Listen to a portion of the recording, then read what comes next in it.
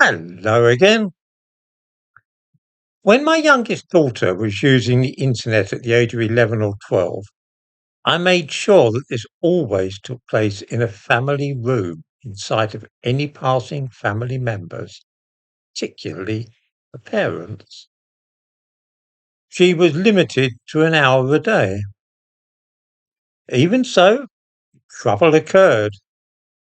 She signed up to a site called Habbo Hotel, which was one of the very first virtual environments, similar in some ways to Minecraft, where one could operate a cartoon avatar and interact with other players. This was 2004, 2005.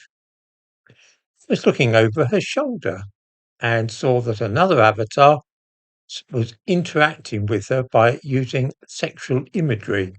To put the case delicately, they communicated with each other by typing on the keyboard, and words appeared next to the avatar, and some very unfortunate language was used. At which point I forbade further visits to that site.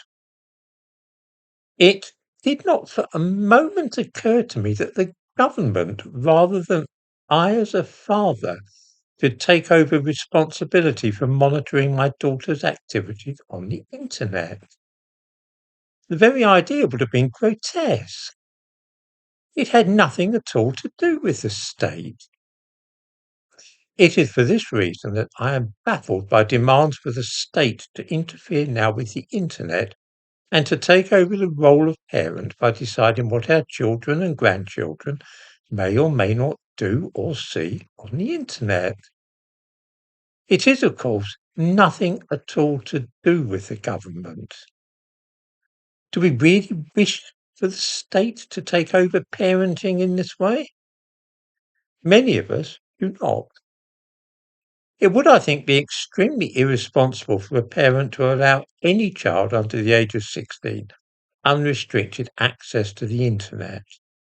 There is no telling what they might come across, even on the most seemingly innocuous sites. Nothing looked more innocent 20 years ago than Habbo Hotel, but it was my responsibility to see what was happening on the site. The situation remains the same today. My personal view is that letting children use the internet without supervision is a really bad idea.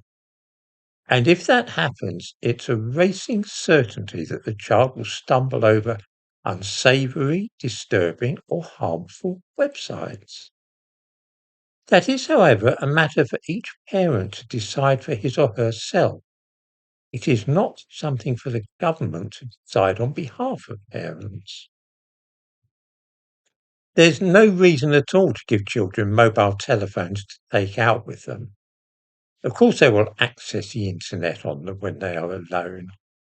Limiting their use for a certain length of time and making sure that they use the thing only in a communal part of the house seems to me no more than prudent and sensible on the part of parents.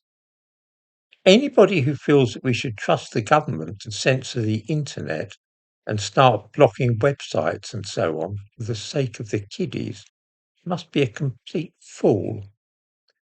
Doing things for the good of children is the oldest gambit in the playbook of authoritarian governments. It will inevitably affect all of us ultimately and end in censorship of the internet for everybody.